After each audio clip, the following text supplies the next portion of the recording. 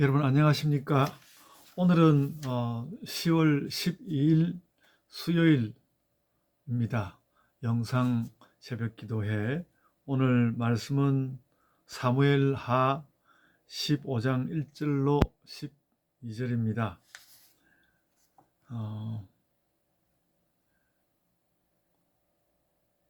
여러분 지금 이제 장차 압살롬이 아버지 다윗을 향하여서 이제 모반을 하게 될 텐데, 그 왕의 형제들이 서로 싸우고 또 싸우다가 다른 형제를 죽이기도 하고, 이런 일들이 그 왕가에는 드문 일이 아니고 흔히 있는 일이었습니다. 말하자면 한 나라를 그 자식에게 물려주는 것인데, 워낙 이제 그 나라를 물려주는 것에 대해서 다른 사람들은 함부로 말할 수도 없었지만, 왕은 또 자신의 세력을 형성시키기 위해서 정략 결혼도 하고, 그러다 보니까 이제 아들들도 많이 태어나게 되고, 그래서 그 중에 이제 누가 왕이 되느냐, 가장 똑똑한 자가 되느냐, 아니면 장자가 되느냐. 옛날에 그 몽고에는 말자상속이라고 그래서 막내에게 상속을 시키는 그런 경우도 있었습니다. 그게 아마도 그 몽고의 왕들이 굉장히 혈기방장하고 그러다 보니까 그, 그 장자는 왕과 세대가 가깝고, 그래서 이렇게 왕위를 물려줄 수 있는 그런 실제적인 상황이 안 됐기 때문에 그랬을 수도 있겠다는 생각이 들고 그러는데, 여하간 그 왕이라는 것은 한 사람에게 물려줄 수 있는데 그 받고 싶은 사람은 여러 사람이고, 그러다 보니까 이제 분쟁이 일어날 수밖에 없었고, 그것이 말하자면 굉장히 이제 번창하게 됐는데, 번창한 그것이 오히려 또 그들을 몰락시킬 조건이 되는 그런 걸 보죠. 그것이 비단 이 한 국가만 그런 것이 아니라 교회도 그런 일들이 많은 것 같습니다. 뭐 목사직, 담임 목사직을 자식에게 물려준다든지 사회에게 물려준다든지, 아니면 이제 그 유력한 두 목사가 그 서로 자리를 바꾸어서 내 아들은 저 친구의 교회로 보내고 친구의 아들을 내 교회로 받아들이는 이런 일도 뭐 있다고 합니다. 하여간 어떤 세력이 있고 뭔가 좀 삶을 좀 더 수월하게 진행시켜 갈 수 있는 방식이 있다면 사람들은 그렇게 하려는 것이 인지상정이다, 그 자체를 아주 나쁘다고 말하기는 어렵지 않는가, 이렇게 생각이 되는데요. 근데 그러다 보면 이제 결국은 어, 왕의 자녀들 사이에 투쟁이 생기게 되고, 어, 결국 죽여버려야, 한쪽 약해진 한쪽을 죽여버려야 나중에 딴소리가 없는, 언제 또 그 사람을 실마리를 해서 딴 일이 벌어질지 모르니까 끝장을 내버리려고 하는 그런 사람들의 태도가 있고요. 그 압살롬의 이 모반은 그렇게 뭐 없는 일, 드문 일도 아니다 생각해 보면, 그런 걸 우리가 현실적으로 깨달으면서, 그래서 뭐 압살롬은 이제 아버지의 그 지세가 어렵게 얻어낸 것을 말 몇 마디 좀 잘하고, 조금 더 말하자면 이제 젊은 사람들 마음에 맞게 한다거나, 어, 왕에 비해서는 좀 더 합리적으로 말한다거나, 뭐 이런 방식으로 해서 백성들의 마음을 얻은 것이죠. 그 다윗이 전쟁을 해서 혹은 또 여러 가지 노력 가운데 나라를 세운 것에 비하면 너무나 가볍게 아들이 아버지의 그 통치권을 그냥 가져가 버리려고 한 것입니다. 그래서 제가 여기에 대해서 압살롬은 그러니까 인지상정을 볼 때, 부자 간의 관계로 볼 때 해서는 안 되는 일을 해서는 안 되는 일을 한 것이다.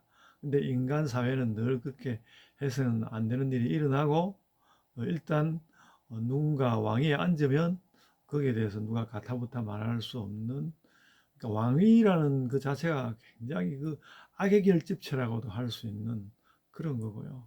저는 오늘날의 유산도 저는 마찬가지라고 생각합니다. 주변에서 이렇게 유산에 관한 이야기들 나오는 걸 이렇게 보고 그렇게 하는데, 뭐 생각이 그렇습니다. 자녀들의 그 뭐 기본적인 삶을 위해서 좀 지원할 수 있는 그런 걸 넘어서서 한 자녀에게 뭘 확 몰아준다든가 하는 이런 거 별로 정당하지 않아 보이고요. 뭐 내가 내 생애 가운데 내가 이루었으니까 뭐 내 뜻대로 한다는 그런 것을, 자본주의, 특히 자본주의 시대에서 그거 거스를 수 없는 일이라고 봅니다만은, 어, 그 내가 내 뜻대로 한다는 그 내 감정이라는 것이 그야말로 하나도 별로 그 온당한 것이 별로 없기 때문에 참 부당하기 짝이 없는 것이죠. 우리는 뭐 가진 재산이 별로 없어가지고 물려줄 것도 없고 그러니까 복잡한 생각할 것이 없습니다만은, 어, 왕위에서부터 시작해서 오늘날 그 각 가정들의 그 유산을 물려주는 이런 문제, 뭐 생각지 않았는데 어쩌다가 물려줄 유산이 있다 하면 그저 자식들이 이 땅에서 사는데 어려움이 없도록 그런 정도를 하고 난 이후에, 물론 또 이제 그 기업을 운영하는 사람들은 경영권이라는 또 특별한 것이 있으니까 그것을 가장 적절히 여러 가지 것을, 그러니까 여러 가지 그 정황을 참고로 해서 적절히 하는 것이 좋고, 실은 경영권이라는 것도 전문 경영인에게 넘겨주는 것이 원래 옳은 것이라고 합니다만은, 우리나라는 여전히 이제 재벌이라는 이름으로 그렇게 하지 않고 있는 거 보는데, 그것도 역시 참 그 악하다는, 그래서 그걸 그렇게 가능하도록 하기 위해서 재산을 내지 않고 뭐 아니 저 세금을 제대로 내지 않고 또 주가 조작을 하고 말이죠. 여러 가지 방식을 사용해서 사실 악을 만들고 있는 것이죠. 그런 면에서 자녀들에게 그 삶에서 필요한 일정 부분을 물려주고 나머지들은 사회로 되돌리는 것이 정당하다라는 생각이 듭니다. 근데 이 정당한 것을 정당하게 행하는 사람은 실은 별로 많지 않고 대부분이 이제 자식들에 대한 집착이라는 것이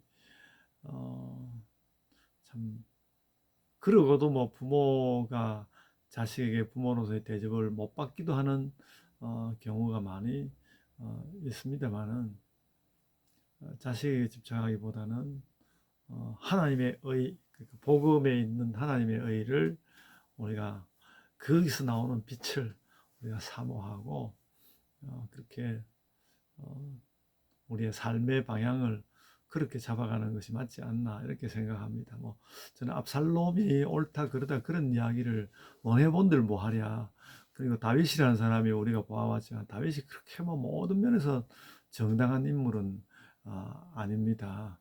그 어떤 특별한 순간에 그 온당한 그 판단력을 가졌던 그런 면에서 그가 훌륭한 왕이긴 하지만, 다윗을 포함해서 그 왕가의 모든 사람들이 그 악에 대하여서 잘 감당하지 못하고 그러던 가운데 압살롬의 반란이 일어났고, 그를 결국은 이제 다윗이 그를 제압을 하게 되겠지만은 그것도 어떻게 보면 아직 아버지의 세력을 능가할 만하지 못하니까 그런 것이지, 다윗이 더 옳기 때문에 그렇게 됐다라는 말을 쉽게 하기는 어렵다. 다윗이 더 옳죠. 다윗이 더 옳고 하나님의 뜻이 있긴 하지만, 그렇다고 해서 다윗이 전부 옳은 것은 아니다라는 그런 생각은 지울 수가 없습니다.